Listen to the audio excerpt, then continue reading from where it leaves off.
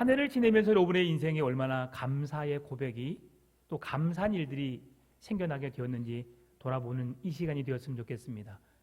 여러분의 인생에 어떤 일들이 감사하게 되었던가요? 네, 모든 것이 감사지요.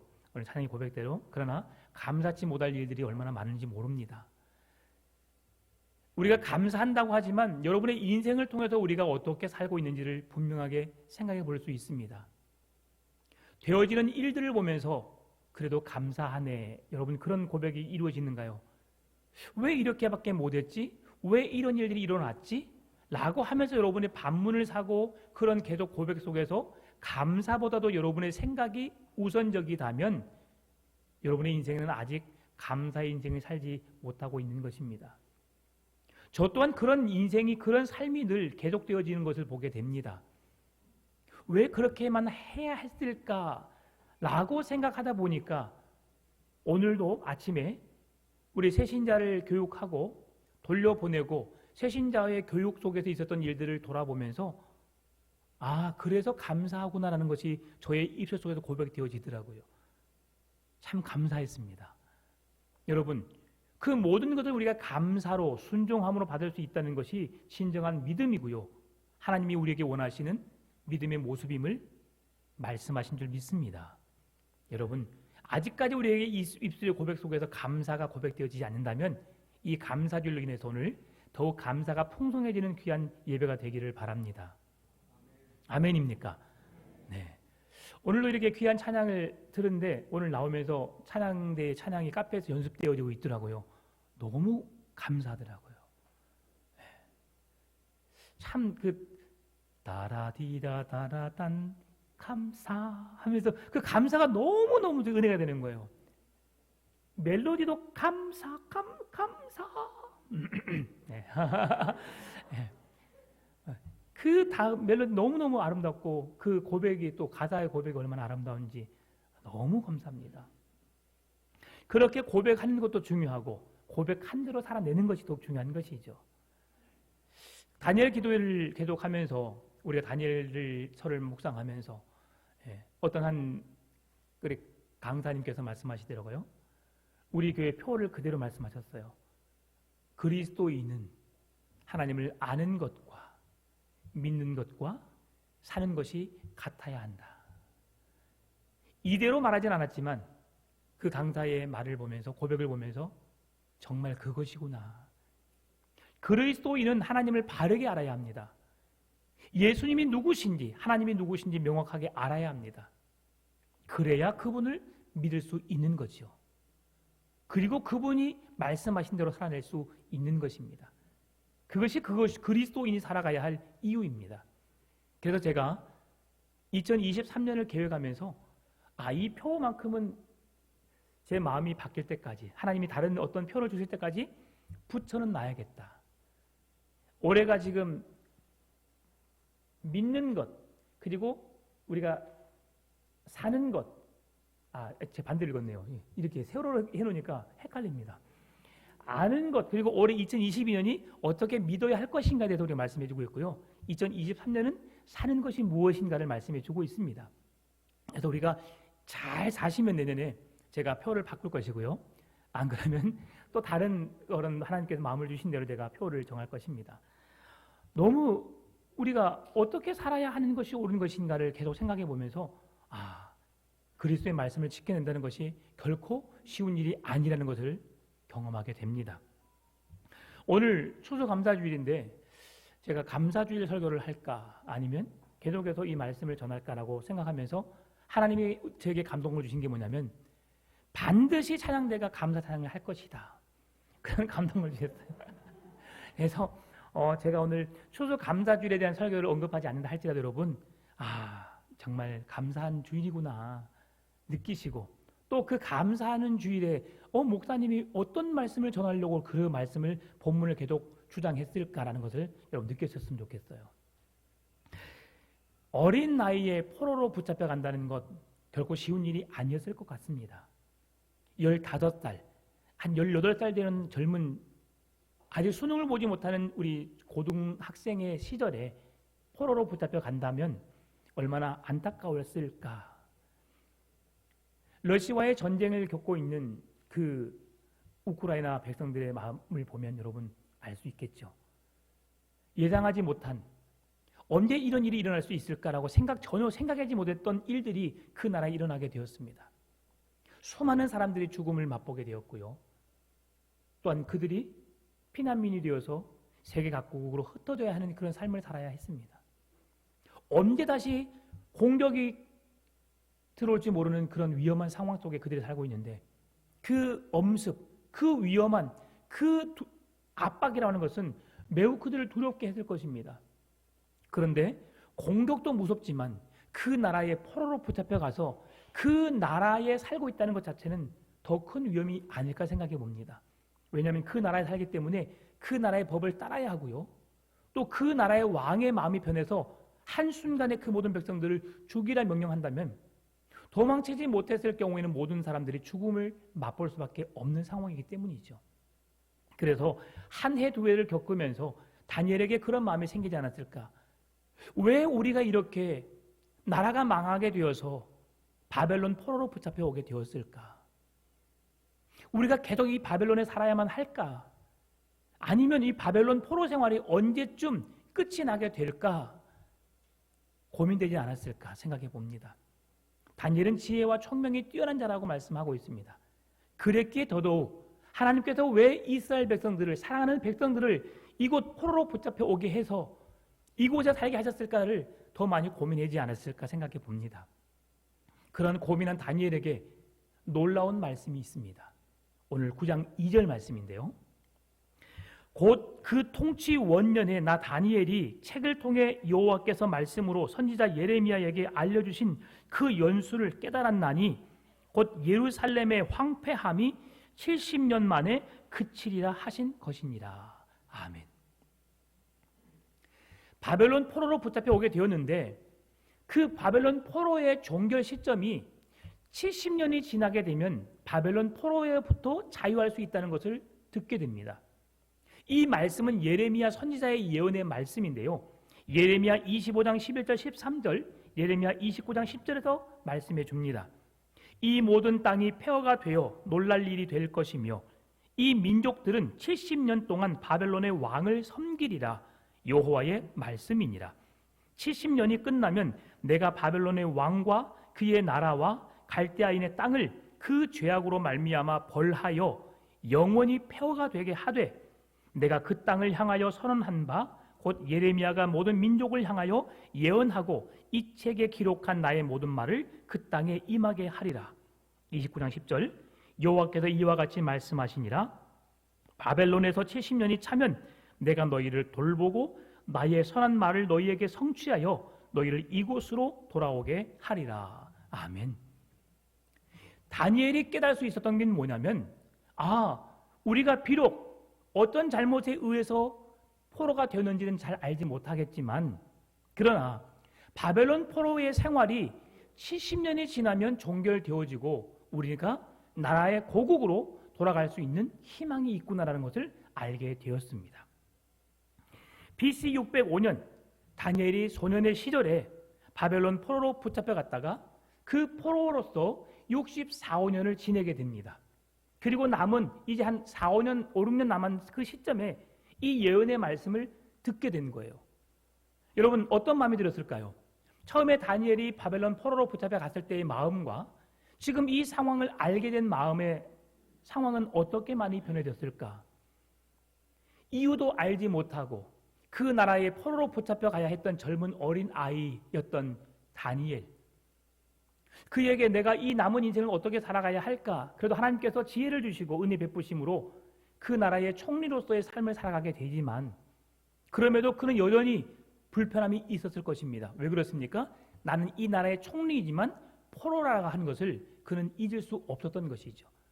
그런데 오늘 본문의 말씀 속에서 그 기한이 70년이면 끝이 나리라는 말씀을 듣게 되고 그 연수가 그에게 앞으로 몇 년 남지 않았다는 사실을 확인하게 됐을 때 얼마나 기뻤을까?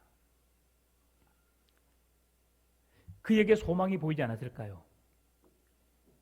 하나님께서 그렇게 해주셨으면 좋겠어요. 지금 내 사업이 잘 안 되고 있는데 5년만 참아라.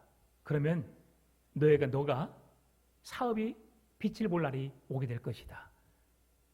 만약에 그 말씀을 듣는다면 여러분 어떻겠습니까? 5년만 참으면 되겠죠. 여러분의 가정에 어려운 마음의 불편함이 있으면 그 마음을 1년만 기다리면 하나님께서 모든 것을 능히 이루실 날이 올 것이다 라고 말씀하신다면 여러분 참고 기다리겠죠. 우리가 안타까운 것은 우리가 신약의 시대에 살고 있다는 겁니다. 뭐가 안타깝냐? 구약의 시대는 하나님이 친히 찾아오셨습니다.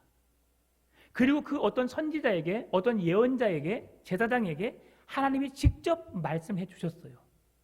그리고 놀라운 이적과 기사를 보여주셨습니다. 이스라엘 백성들이 애굽에 살 때에는 하나님의 구원이 그들에게 임하지 않았어요. 그 구원의 시작은 여호와의 유월절의 은혜로부터 시작되었습니다. 내가 그 피를 인하여 너희의 죽음을 면하게 하시리라. 그때부터 그들에게 구원의 은혜가 약속되었고요. 그들이 요단과 그 홍해 바다를 건넌 이후에 가나안 땅에 직면했을 때에 하나님이 그들에게 성막을 짓게 하시고 예배를 통해 하나님을 만나게 하셨고 그 구원의 길을 열어놓으셨습니다. 그래서 그들에게 있어서 하나님의 직접적인 개입은, 간섭은, 함께 하심은 그들에게 있어서 모든 것이 은혜였음을 누릴 수 있었고 경험할 수 있었던 시기입니다. 그럼에도 그들은 하나님의 은혜를 깨닫지 못했지만 말입니다. 오늘 본문도 동일한 시대입니다. 그들의 죄를 범함으로 하나님의 곁을 떠나 말씀을 지켜내지 못함으로 바벨론 포로가 되었지만 그 백성들은 70년이 지난 이후까지도 그들의 잘못에 대해서 회개하거나 하나님께 용서를 구하지 않습니다. 그런 시대에 살고 있죠. 그것이 우리에게 있어서 오늘을 살아가는 우리의 인생에 좀 안타깝다는 거죠. 오늘 우리의 시대에도 하나님이 직접 말씀하시면, 직접 역사하시면 우리가 눈으로 보고 믿을 것 같은데 그러나 그런 시대를 살고 있지 않다고 하는 것이죠. 그러면서 성경에서 말씀합니다. 우리에게 믿음을 볼 수 있는, 우리의 증거를 보일 수 있는 것을 우리에게 증거를 보여달라고 신약의 시대에 말씀하셨죠. 그랬을 때 도마의 그런 우리가 있어서 그 믿음 외에는 밝게 보일 게 없다고 말씀하시죠. 여러분, 믿음은 우리가 눈으로 보는 것이 전부가 아님을 말씀해 줍니다. 네가 나를 본고로 믿느냐? 보지 않고 믿는 믿음이 더 복되다고 말씀하신 거죠. 그래서 신약의 시대는 우리가 직접적인 놀라운 역사를 보여주지 않습니다. 그리고 미리 예언해 놓으셨고 계시해 놓으셨던 말씀을 통해서 우리에게 깨닫게 하시는데요.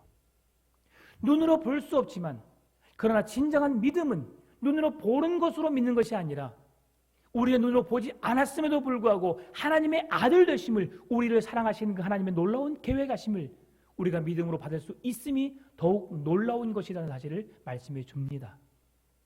안타까움은 조금밖에 아니에요. 그러나 우리의 믿음, 오늘 우리에게 그 증거를 보여주지 않았음에도 불구하고 말씀을 통해서 우리가 예수 그리스도를 믿는다는 것, 이것이 우리의 은혜요 놀라운 믿음의 결과라는 사실을 여러분 기억하시고 감사하시기 바랍니다. 이것이 우리에게 주어지는 놀라운 믿음의 결과예요. 하나님이 우리에게 베푸신 구원의 은혜입니다. 지금 더 이상 놀라운 이적과 기사가 우리 앞에 보이지 않는다 할지라도 우리는 이 믿음을 떠나지 않는 믿음을 갖고 있습니다. 왜 그렇습니까? 말씀을 온전히 믿는 믿음이 우리에게 생겨났기 때문이죠.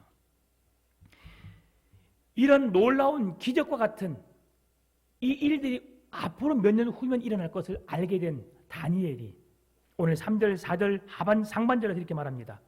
그가 어떤 행동을 취하였는지, 내가 금식하며 베옷을 입고 죄를 덮어 쓰고 주 하나님께 기도하며 간구하기를 결심하고 내 하나님 여호와께 기도하며 자복하여 이르기를 이라고 말합니다. 우리가 지난 주일 여러분 설교 기억나십니까? 제목이 뭐였습니까? 도장이 찍힌 것을 알고도. 다리오 왕의 조서에 의하면 다른 신을 섬기는 자는 사다굴 속에 던져 넣으리라는 내용이었습니다. 여러분이 하나님을 믿는 사람입니다. 왕의 명령이기 때문에 한 달 동안 다니엘이 기도를 하지 않고 마음속으로 기도해도 그 누가 뭐라 할 사람이 없었던 상황입니다. 그가 사다굴 속에 들어갈 것을 알고도, 그가 죽음을 당할 수밖에 없는 상황이라는 것을 알고도 그런 믿음을 포기하지 않았던 것을 그의 삶을 통해서 보여주었는데요. 그 삶을 통해서 다니엘은 전도자로서의 인생을 살게 됩니다. 그 왕이 네가 믿는 하나님이 너를 분명히 살려주셨을 것이라는 믿음을 갖게 하는 거죠. 세상의 그 어떤 신도 우리의 생명을 지키시고 보존할 수 없지만 네가 믿는 하나님은 너의 생명을 보존해 주셨을 것이라는 믿음을 갖게 하는 전도자의 삶을 살게 되는 것이 다니엘의 삶이었음을 지난 시간에 우리가 살펴보게 되었습니다. 참 놀랍지 않습니까? 지난주는 전교인이 함께 예배하는 전도주일이었습니다. 다니엘의 삶을 통해서 전도자의 삶을 보여주셨던 것을 우리에게 말씀해 주셨고요. 오늘은 감사주일에 우리가 어떻게 감사함으로 살아갈 때에 그 삶이 아름다운지를 보여주고 있는 것 같습니다. 다니엘을 통해서이지만 그때에 그는 자기 자신의 잘못이 아니었음에도 불구하고 선조들의 잘못으로 인하여서 바벨론 포로로 붙잡혀 가야 됐고 그곳에서 70년이나 생활 동안에 포로로 살아야 했지만 다니엘은 다니엘이 할 수 있는 최선의 삶을 살아갑니다. 그것이 무엇입니까? 하나님을 향한 간절한 기도입니다. 내가 기도할 때에 오늘 본문의 제목입니다. 내가 금식하며 베옷을 입고 죄를 덮어 쓰고 주 하나님께 기도하며 간구하기를 결심하고 내 하나님 여호와께 자복하여 기도하여 자복하여 이르기를 이라고 말합니다. 다니엘은 유대 땅으로 귀환이 임박했다는 사실이 들려지게 되자 하나님께 기도하기 시작합니다. 그리고 자기 자신의 죄를 위해서 이스라엘 백성들을 위해서 이스라엘 나라를 위하여서 간구하기를 멈추지 않습니다. 다니엘은 회개와 자복의 기도를 하는데 5절과 11절에 15절에서 그 회개와 자복의 기도가 오늘 본문에서 주어집니다. 그 9장에서. 그런데 그 핵심적인 기도의 내용은 5절과 6절, 11절 말씀입니다. 우리는 이미 범죄하여 패역하며 행악하며 반역하여 주의 법도와 규례를 떠나 싸우며 우리가 또 주의 종 선지자들이 주의 이름으로 우리의 왕들과 우리의 고관과 조상들과 온 국민에게 말씀한 것을 듣지 아니하였나이다. 백성들의 죄악이 어떤 것인지 다니엘이 그대로 짚고 있습니다. 11절 말씀입니다. 온 이스라엘이 주의 율법을 범하고 치우쳐 가서 주의 목소리를 듣지 아니하였으므로 이 저주가 우리에게 내렸으되 곧 하나님의 종 모세의 율법에 기록한 맹세대로 되었사오니 이는 우리가 주께 범죄하였음이니이다. 아멘. 다니엘이 분명히 고백합니다. 왜 우리가 바벨론 포로로 붙잡혀 오게 되었을까? 그것은 자신의 죄는 아닙니다. 조상들의 잘못으로 인하여서 여호와의 말씀을 지키지 않음으로 범죄하여 패약하며 행악하며 반역하여 주의 법도와 규례를 떠났기 때문임을 말씀해 줍니다. 다니엘은 한 번도 주의 법도를 떠나지 않았습니다. 주의 계명을 지키며 살았습니다. 그럼에도 불구하고 바벨론 포로로 붙잡혀 오게 되었지요. 그런데 그의 고백 속에서 어떤 고백을 볼 수 있습니까? 11절에서 우리가 주께 범죄하였나이다라고 고백하고 있습니다. 다니엘은 백성들의 잘못이 그 나라의 잘못이 나의 죄라고 하는 것을 공통분모를 가지고 함께 기도하고 있음을 보여주고 있습니다. 여기에서 우리가 다니엘의 기도가 얼마나 대단한지를 배워야 합니다. 본받게 되기를 바랍니다. 많은 지체가 있습니다. 이 지체들 가운데 여러분 내가 행하지 않았기 때문에 나는 괜찮다고 생각할 때가 종종 있습니다. 그러나 여러분 늘 생각하십시오. 우리 모두는 하나입니다. 사과 하나에 사과 하나. 사과 하나에 한 부분이 검은 점이 생깁니다. 그것은 무슨 이야기입니까? 그 사과는 곧 머지않아 다 썩을 것이라는 암시를 보여주는 것이죠. 그러면 여러분 어떻습니까? 반대인 나는 괜찮아. 우리 모두가 그 하나의 죄를 보고 괜찮다고 모두가 다 그냥 지켜보고 방심하게 되면 그 죄는 사과 전체를 썩어서 먹지 못하게 만들어버립니다. 다니엘은 이 상황을 너무나 정확하게 알고 있었어요. 민족의 죄로 인하여서 바벨론 포로로 붙잡혀 오게 되었고 그 죄의 문제를 해결하지 않으면 우리 모두가 죽게 된다는 사실을 알게 된 것이죠.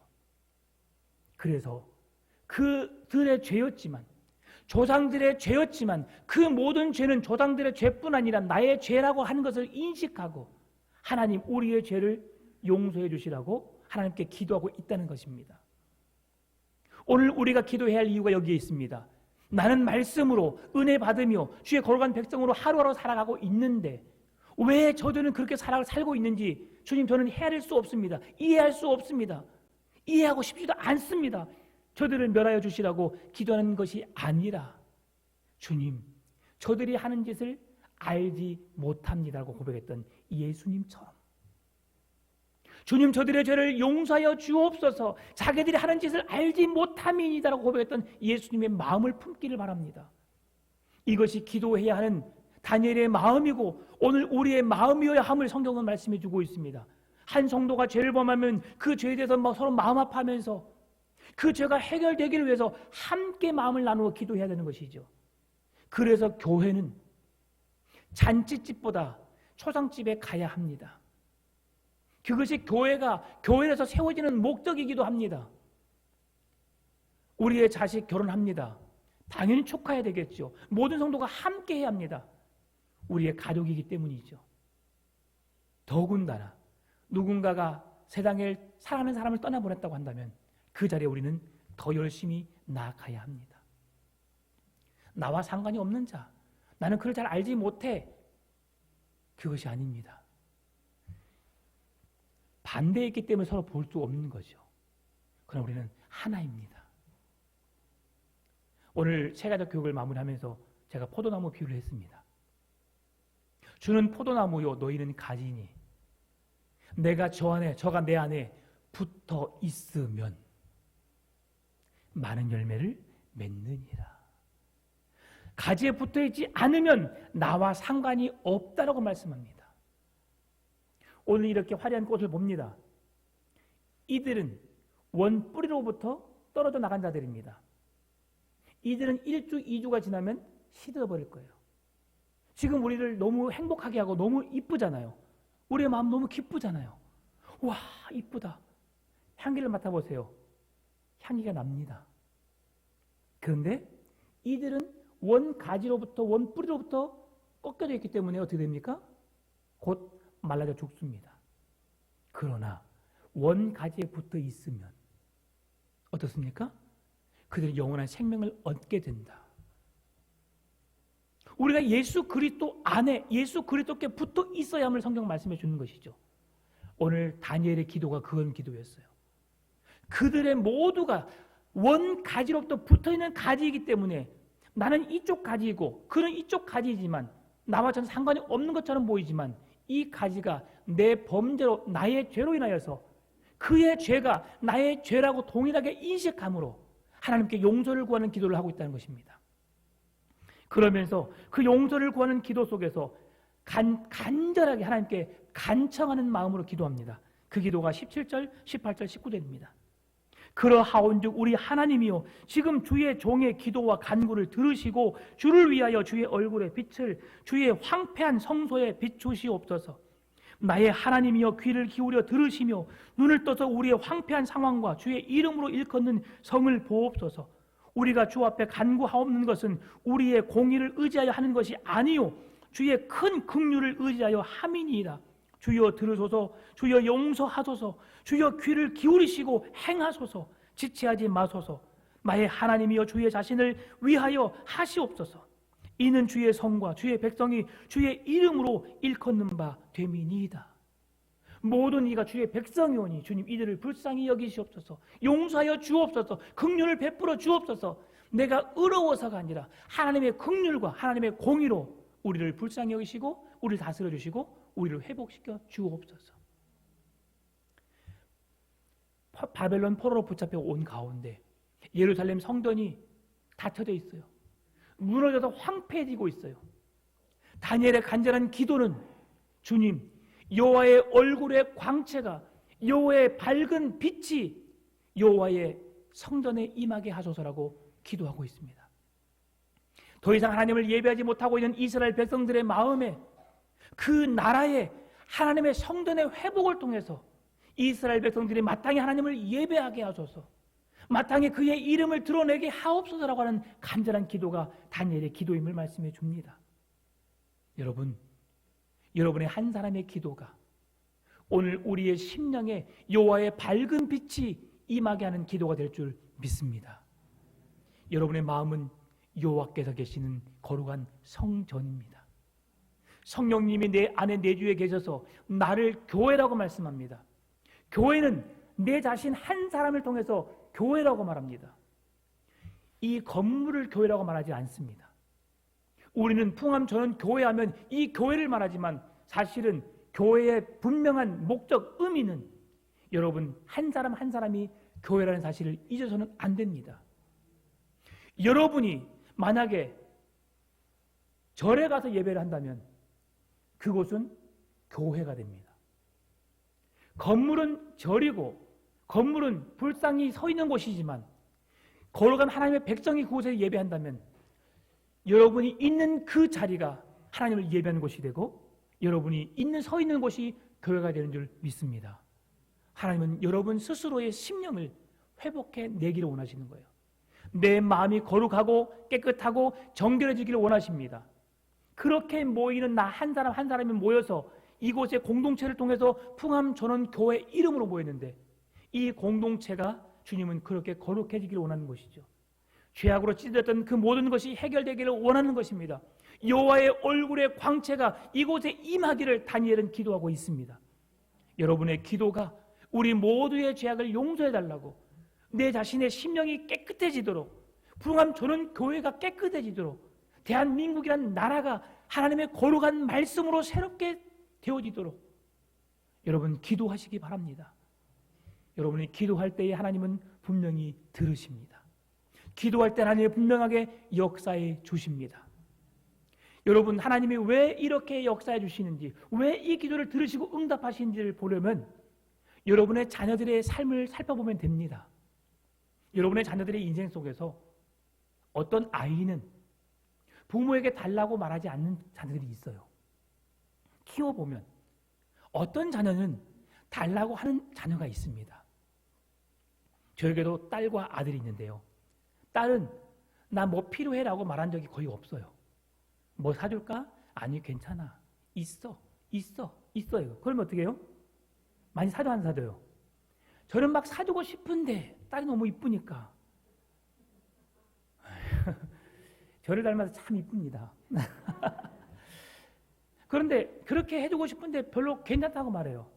그런데 아들은 늘 그렇다는 건 아니지만 가끔 그럽니다. 필요한 거 있으면 아빠 나 이거 사줘 그래요. 그러면 그래 내가 나중에 사줄게 라고 하는 것은 지금 사줄 수 없으니까 나중에 사준다는 것은 언제일지 모르겠지만 내가 사줄게 라는 약속이잖아요. 근데 저녁에 또 물어봐요. 아빠 사준다고 했지? 언제 사줄 거야? 내일 또 말합니다. 언제 사줄 거야? 빚을 내서라도 사줍니다. 더 이상 귀찮게 하는 것이 싫어서. 그리고 또 다음에 뭔 일이 생겨서 누나를 사주게 되면 또 사달라고 합니다. 그러면 어떻게 될까요? 사줘요, 안 사줘요? 또 사줘요, 여러분. 이걸 보면 돼요. 아, 자녀가 무조건 때를 쓴다고 다 사주는 건 아니지만 그 자녀가 너무 예쁘고 사랑스러우면 부모는 그걸 사주게 되는구나라는 걸 생각해 볼 때에 여러분, 하나님 아버지가 그렇다는 거예요. 다니엘이 기도하니까 그 기도를 통해서 다니엘의 죄악뿐 아니라 이스라엘의 죄악도, 그 나라의 죄악까지도 주님은 용서해 주기를 원하신다는 겁니다. 오늘 여러분이 기도할 때 하나님이 그 기도를 통해서 우리의 죄악을, 우리 교회의 죄악을, 우리 가정의 죄악을, 이 나라의 죄악을 용서해 주시겠다는 것입니다. 그리고 여호와의 얼굴의 광채가 여러분의 마음을 향하여서 교회를 향하여 비춰주시겠다고 말씀해 주시는 것입니다. 여러분의 기도는 하나님을 움직일 수 있는 능력 있는 기도가 될 줄 믿습니다. 다니엘처럼 하나님의 마음을 움직일 수 있는 기도를 하십시오. 그 중심에 여러분의 기도가 능력이 되어서 수많은 백성들의 죄악을 용서해 주시는 하나님의 은혜가 우리에게 함께하는 그런 기도가 되어주시기를 바랍니다. 그래서 기도는 매우 중요한 것입니다. 기도를 통해 하나님이 일하시기 때문이죠. 기도를 통해 하나님은 역사해 주시기를 원하십니다. 그렇게 우리가 주의 용서를 구하고 은혜를 입게 되면 우리의 삶에 내게 생명 주심도, 건강 주심도, 하루를 살아갈 수 있는 것들 주신 것도 늘 감사의 고백을 하며 살아가게 되는 줄 믿습니다. 여호와께 맡기십시오. 그가 여러분의 길을 인도해 주실 줄 믿습니다. 제가 제일 좋아하는 말씀 한 가지만 하고 말씀 마치려고 합니다. 제가 제일 좋아하는 말씀은 무릇 지킬 만한 것보다 네 마음을 지키라. 생명의 근원이 이에서 남이니라고 말씀합니다. 오늘 추수감사주일 여러분의 마음의 고백 속에서 무릇 지킬 만한 것보다 내 마음을 지켜나가시기를 바랍니다. 오늘 내 인생 속에 초반에 제가 여러분에게 얼마나 감사하고 사십니까? 라고 말씀드렸죠.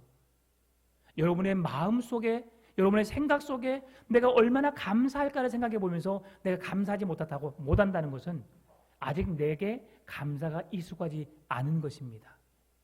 그것은 내 마음을 주님께 향하지 않고 내가 내 인생의 주인 된 삶을 살려고 하기 때문입니다.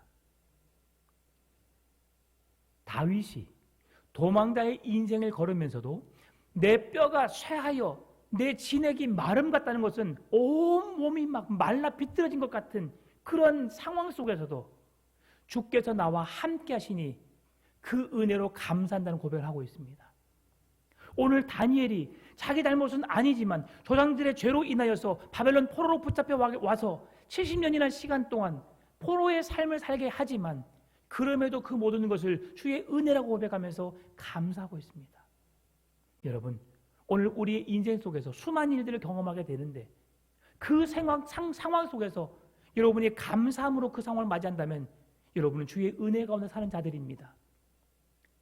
다들 성공하고 싶지요. 잘 살고 싶지요. 좋은 일만 생겨나고 싶지요. 그럼에도 우리의 인생 속에서는 우리가 예상치 못한 일들을 경험할 수밖에 없습니다.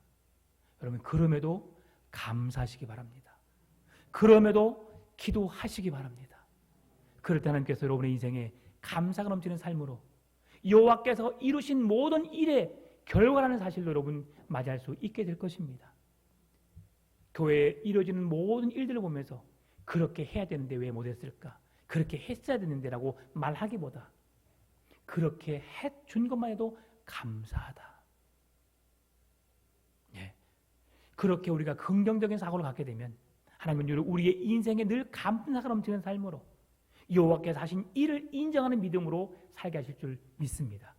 그런 은혜가 우리의 가정에 우리의 삶에 교회에 넘쳐나게 되기를 주의 이름으로 축원합니다. 참 좋으신 아버지 하나님 감사합니다. 오늘 추수감사주일 하나님이 하셨습니다. 하나님의 은혜입니다. 에베네셀의 하나님, 여기까지 도우신 하나님, 임마누엘의 하나님, 오늘도 우리와 함께 하신 하나님, 여호와 이레의 하나님, 앞으로도 우리의 인생을 이끄시고 하나님이 함께 해주심으로 영원한 하나님의 나라에 이르기까지 승리케 해주실 하나님을 찬송하며 그 하나님께 기도하며 날마다 감사가 끊이지 않는 복된 삶을 살아가게 하여 주옵소서. 예수님의 이름으로 기도합니다. 아멘.